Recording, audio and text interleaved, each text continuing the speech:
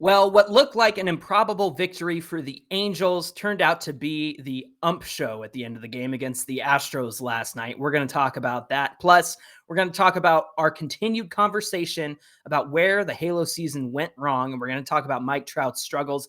And we're going to get into Perry Minasian's comments to the media yesterday. We're going to discuss that as well. You're Locked On with Mike and John, and this is Locked On Angels.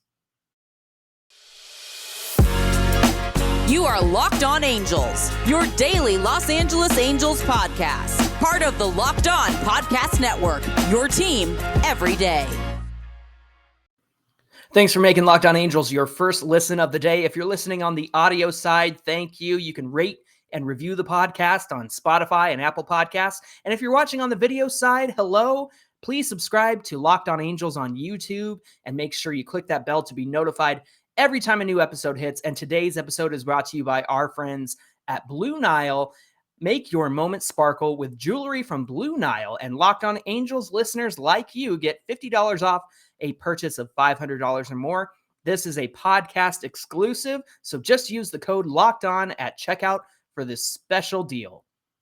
Thanks for joining us here on Locked On Angels. You're Locked On with John. I am John Frisch, one half of the Super Halo Bros and one half of Locked On Angels. My brother Mike is usually here with me, but fortunately for him, he's in Hawaii this week, so he's having himself a good time away from these Halos. And I want to talk about the game last night. The Angels dropped the first game of this series to the Astros 6-5 after it looked like they could make a comeback. Let me break this game down for you. Noah Syndergaard only went 4 innings, 3 hits, 3 runs, 4 walks. He immediately gave up a 2-run shot in the first to Aledmys Diaz, putting the Angels behind right out the gate, and that is just never a place you want to play from. They did get to Luis Garcia in the first inning, however. They got 3 walks and then only could muster up an RBI groundout from Jared Walsh. Later on in the game, Trout left with upper back spasms. He's going to be day-to-day, according to Phil Nevin after the game. In the postgame, he mentioned that. And so he was replaced by Monte Harrison in center field. Later on, David McKinnon would pinch hit for Monte Harrison. We're going to get to that. But after Noah Syndergaard came out, Jose Marte pitched an inning, got a strikeout. Andrew Wantz struggled a little bit. Austin Warren came in, got a full inning, no damage. And then Jose Quijada came in with 2 Ks. But all the Angels could muster up was 2 hits. 2 hits all night long. And that was Jared Walsh's RBI groundout and David McKinnon's 2-run single that happened in the 7th. Let me break that down for you. Rengifo had an amazing at-bat.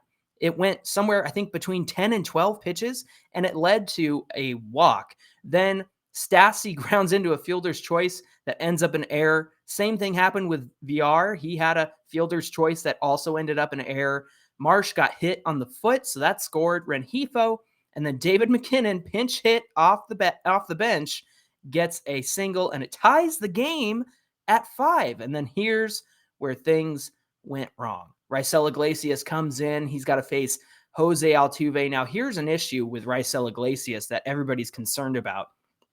He normally sits 95 to 96 on his sinker, 95 to 96 on his four-seam fastball. Tonight, or last night, I should say, he sat between 92 and 94. He did not have the velocity that he usually does, and that is very concerning. But it didn't help that CB Buckner called Altuve's swing at a ball outside the zone a non-swing, because that would have been the out that he needed. Plus, Altuve came around to score later on. So Altuve got a walk instead of a strikeout, which it should have been a strikeout.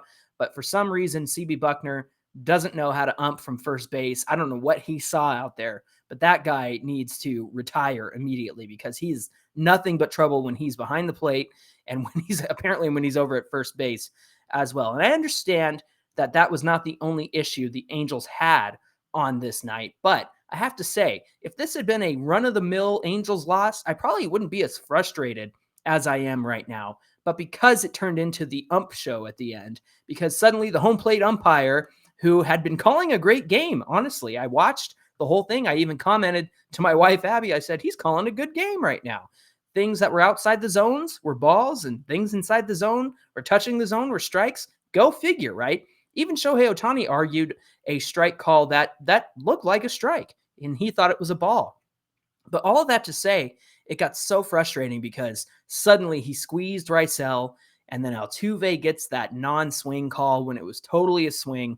And the problem with that is Altuve came around to score, but if he had not been on base, Raisel held the next three batters. It was only 6-5, but everything went wrong, and I'm convinced that the MLB hates the Angels if you weren't already convinced already. So it was a frustrating loss, and unfortunately, it puts us 12 games under 500. We knew this series against the Astros was going to be tough. Now, we do have Shohei Ohtani on the mound tonight, which is a saving grace. And the Angels did get some offense last night. So hopefully they can carry that into this game tonight and help Shohei and get him some run support. It seems like the truth is that we've only won games with Shohei on the mound. We haven't won anything else because something always seems to go wrong with this team. And over the last couple of weeks, we've only had wins when Shohei is on the mound. And that has everything to do with how good he is on the mound. But also, I can't understand how we get ourselves into the situation where we're playing from behind and then we're struggling and we come back and yada, yada, yada. It was the ultimate buttercup. And I know that Raisel struggled. I understand that. But I have to say that the umpire stuff is just so frustrating, and it continues to be a problem. I cannot wait for robo-umps, even though actually the non-swing call on Jose Altuve probably would still be a human call if I'm not mistaken. But all that to say, it was a frustrating night for the Halos. They got two more against the Astros, and then they have two against the Dodgers this weekend as well. So it's not going to be easy getting to the All-Star break. And like I mentioned, Mike Trout left the game with upper back spasms. He's going to be day-to-day as far as we know, so it's not going to be an IL trip, fortunately. But, it's never great when Mike Trout has to come out of the game, and so that was unfortunate to see as well. But David McKinnon, how about that guy? Coming off the bench, coming through with that 2-run single, and he stretched it into a double. That was great to see. The Angels took advantage of those errors in the field by Bregman and Pena out there, so all that to say, it's really a shame that we couldn't come through and get this win because the bullpen was fired up. I loved the energy from Quijada when he got the strikeouts, and it was just exactly what we needed until the things fell apart in the 9th inning. So coming up on Locked On Angels, we're going to continue our look at what's gone wrong with the Halos and discuss Mike Trout's struggles. But first, Locked On Angels is brought to you by BlueNile.com. Whether you're ready to pop the question or you're celebrating a milestone moment, find jewelry as unique as her with the modern convenience of online shopping at BlueNile.com. They're going to help you create the engagement ring of her dreams. And you can have a classic look, a timeless jewelry piece, and give that to the one you love. And they will do it all with prices that you won't find at a regular jeweler. BlueNile.com is the original online jeweler. They have simple tools that let you choose the diamond shape, size, and clarity, as well as the setting style. And Blue Nile's bench jewelers will then handcraft the perfect engagement ring. Every ring is one of a kind. They're committed to ensuring that the highest ethical standards are observed when sourcing diamonds and jewelry. And if it's not perfect, no problem. There's a 100% satisfaction guarantee, so you can shop stress-free with guaranteed free shipping and returns. And if you need that special purchase fast, in most cases, Blue Nile can deliver overnight. Every order is insured and arrives in a discreet package that won't give away what's inside. So make your moment sparkle with jewelry from BlueNile.com, and listeners of Locked On Angels get $50 off a purchase of $500 or more. All you have to do is use the code LOCKEDON at checkout. That's code LOCKEDON at checkout. So go to BlueNile.com today. As we continue our conversation about where this season has gone wrong for the Angels, I wanted to get into Mike Trout's struggles this season. Look, even when Mike Trout struggles, he's still a fantastic player, and we've seen that over the course of his career. Unfortunately, when he does struggle, it hurts the whole team, and it really brings down the rest of the team. I want to look at 2 seasons. I'm going to look at 2022 so far, and then I'm going to go back to 2019, his last full season. 2019 was an MVP year by the way. And keep this in mind as we discuss this, because 2019 is said and done and 2022 is still in process. Trout has about 200 more plate appearances in 2019 than he does right now. So as I read these stats, just kind of keep that in mind. But I went to Mike Trout's situational hitting, and this is the stats that show you how he performs in specific situations. It might be runners on base, it might be bases empty, it could be with one out, with two outs, things like that. So I thought it would be important for us to take a look at what Mike Trout did in 2019 and compare that to the 2022 season. If we take a look at his MVP season in 2019, Mike Trout bat .291. He had 45 home runs, 104 RBIs. Get this, 110 walks. That's pretty good. And 120 strikeouts. Let's keep that in mind. 11 stolen bases. He doesn't run very much anymore. And that was kind of the last year that he did. But when I look at Mike Trout's stats in situational hitting, let's run through these together. When the bases are empty in 2019, he bat .297, obviously. And then with runners on, he bat .283. Runners in scoring position, .297. Runners in scoring position with two outs, just .209. Not spectacular. He had 43 tries and got 9 hits in that situation, 2 home runs with runners in scoring position and 2 outs. With the bases loaded, Trout had 18 opportunities with the bases loaded in 2019, and he bat .500. He got 9 hits. 4 of those were doubles. 2 of those were home runs. So he got grand slams in that. 26 RBIs from bases loaded situations. And then, of course, with runners on and 1 out, he had a .305 batting average. With runners on and 2 outs, he had a .212 batting average. Not particularly great, but he had a lot of those situations. And then, of course, this one's key. A man on third, which you want to get that runner home. Mike Trout had a man on third with less than 2 outs. In those situations, 16 times, he had 8 hits. So he bat .500 there as well. Now, let's take a look at 2022. So far, Mike Trout has had 280 at-bats. He's got 24 home runs, 51 RBIs, 39 walks, and get this, 95 Ks. Man, that's 25 less than he had in the entire 2019 season. So he had 120 in 2019, and right now he's got 95, and we just hit the halfway mark. That's not the Mike Trout that I know, and that's not the Mike Trout who gets an MVP season. And also, if you look at his OPS through 2019, it was 1,083, and this year, 974. So his on-base plus slugging is down so far this season compared to that MVP season. Now let's go through the stats right now. With the bases empty, he's batting .269. With runners on, he's batting .275, a little bit better. With runners in scoring position, this is key. In 2019, it was a .297 batting average. Right now, it's a .224 batting average. Mike Trout has been less clutch in 2022 than he was in 2019. Runners in scoring position with 2 outs, 158. Compare that to 209 in 2019. I understand that 209 is not great, but 158, ouch. He's only had 2 opportunities with the bases loaded and got 1 hit so far this season. And then, of course, with men on base and 2 outs, he's batting .276. And then get this, a man on third with less than 2 outs, he's batting .222. So he hasn't gotten that guy home very often. In fact, he's 2 for 9 in those situations. But in 2019, he was 8 for 16, batting .500. So that just goes to show that when Mike Trout is struggling, those scoring opportunities are few and far between often. And he finds himself in position to drive guys in very often. And when he doesn't come through, it affects the whole team. And with Mike Trout struggling this season, it's really been a shame because he hasn't come through in those clutch situations. Again, runners in scoring position, .224 this season compared to .297 in 2019. No matter what Mike Trout does, he's still a great player. And even these stats in 2022 are not great Mike Trout stats, but they're pretty good for any player, honestly. So I'm not taking anything away from Mike Trout, but I will say that his struggles certainly affect the Angels' ability to score.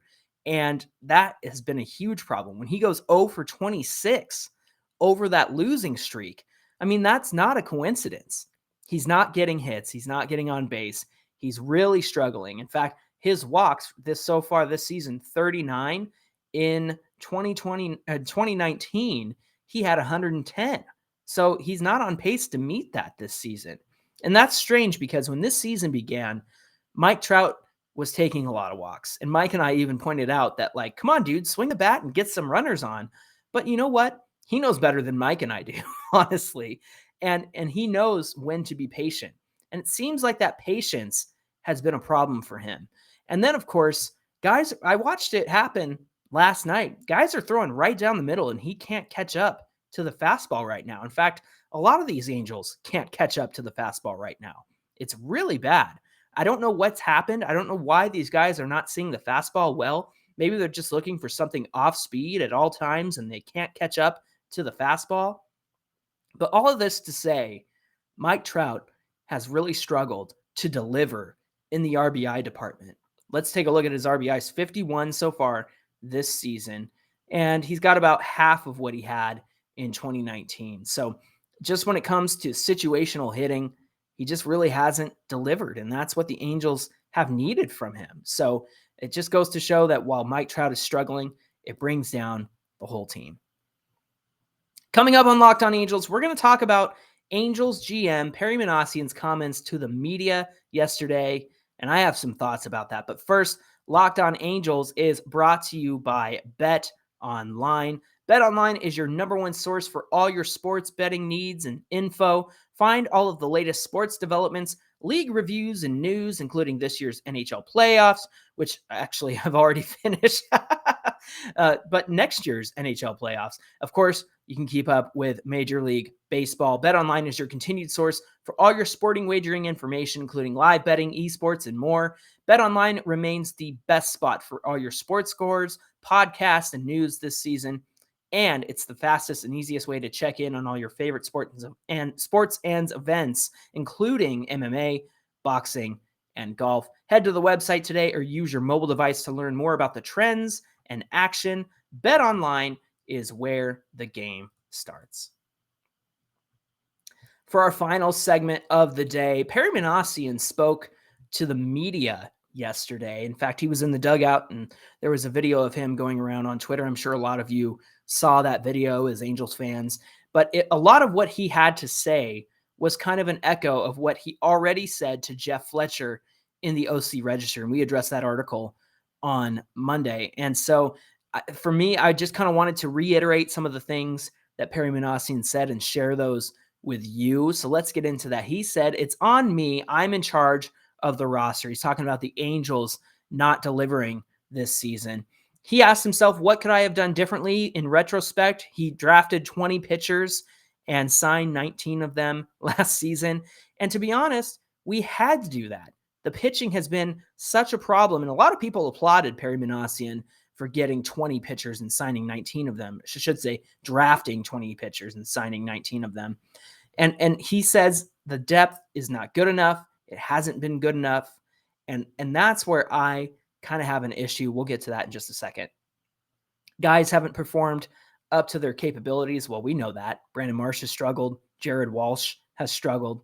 And then Perry said, I concentrated on the mound where we needed to improve the most, but that takes away from the offense. He said, bullpen's been hit and miss, but somewhat consistent. The offense is where we struggle. Perry Minasian said there's no excuses. And so he holds himself accountable to what he gives the coaching staff. And he said, I'm here to build a roster that wins games. And I listened to that and I just had some thoughts.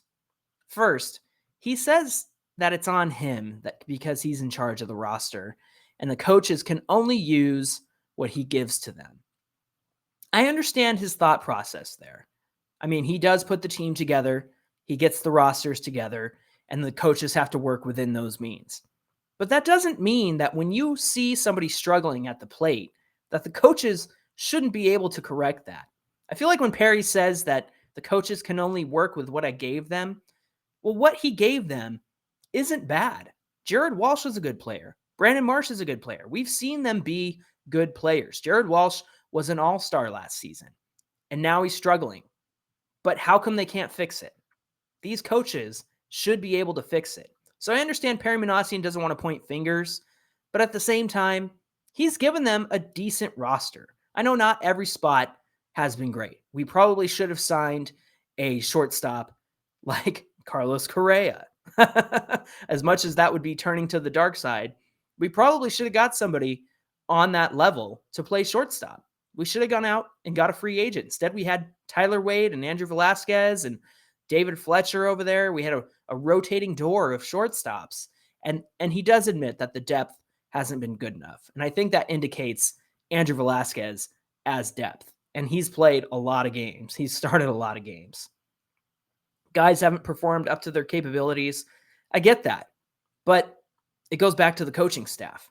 And they should be able to help these guys get to their capabilities. They've done it before. The staff hasn't changed all that much since last year. And so, especially the hitting and the pitching coach, we still have Jeremy Reed, we still have Matt Wise. They're still there. They were there last year, and things seem to be okay.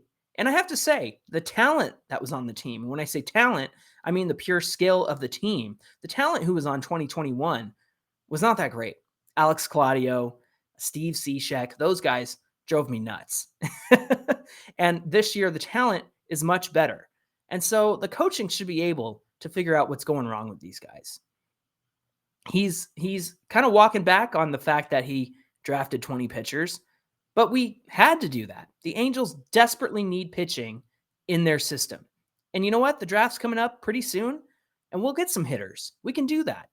But I also have to say, when he says the depth isn't good enough, well, Perry, you've got a guy named Joe Adell sitting in AAA. Monte Harrison should not be on this team. You tried Juan Lagares. Why did you do that? That's not depth. That's desperate. You can quote me on that, please. That's not depth. That's desperation.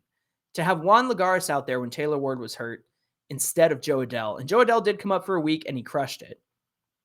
But now we have Monte Harrison out there. When Trout came out of the game, I would have loved to have seen Joe Adell come up and come out of that game and play left field while Brandon Marsh played center field. That would have been fantastic. Instead, we had Monte Harrison let the ball roll under his glove and give up 2 runs because of it. And that got charged to Andrew Wantz. That was not great.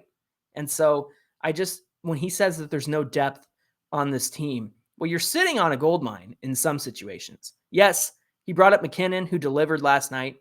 He's brought up Stefanik, who struggled last night, but so far, so good. And you haven't put those pieces in place soon enough. Those guys should have been up a long time ago. As soon as Anthony Rendon went down, you should have had Stefanik up. You should have had a solution for not having Anthony Rendon on this team. You should have made a trade. You should have done something. I brought this up several times, but when Mookie Betts went down, the Dodgers went out and got Trace Thompson right away. They had a solution. And Trace Thompson is no Mookie Betts, but he's decent and he filled in nicely. Mookie Betts is back now. But I say all that because Perry Minasian is doing a lot of self-blaming, and I get why he's doing that. He doesn't want to point fingers, and he is taking responsibility. But I disagree with some of the stuff that he had to say yesterday. I'd be interested to hear your thoughts on what he had to say, and go ahead and comment below if you're listening on YouTube, or if you're listening on the audio, jump over to the video and comment below, or reach out to us on social media. We'd love to hear from you there. I want to thank you for making Locked On Angels your first listen of the day. Now for your second listen, make that Locked On MLB Prospect Show with host Lindsey Crosby. You're going to really love what he has to say. So much insight, so much information. He's a prospect encyclopedia, and he's going deep on the MLB stars of tomorrow. And with the draft coming up, with the trade deadline coming up, you're going to want to get into the Locked On MLB Prospect Show. It's free and available wherever you get your podcasts.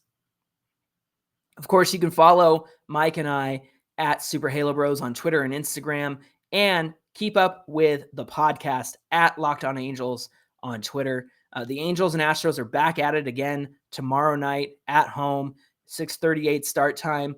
And as far as tomorrow, we're going to continue our conversation with what's gone wrong with the Halos, and we're going to take a look at the pitching this time. So that's going to be a great conversation. Until then, my name is John, and my brother Mike is on vacation, but I'm grateful that you decided to join me today, and we'll be back here right here tomorrow for more Locked On Angels.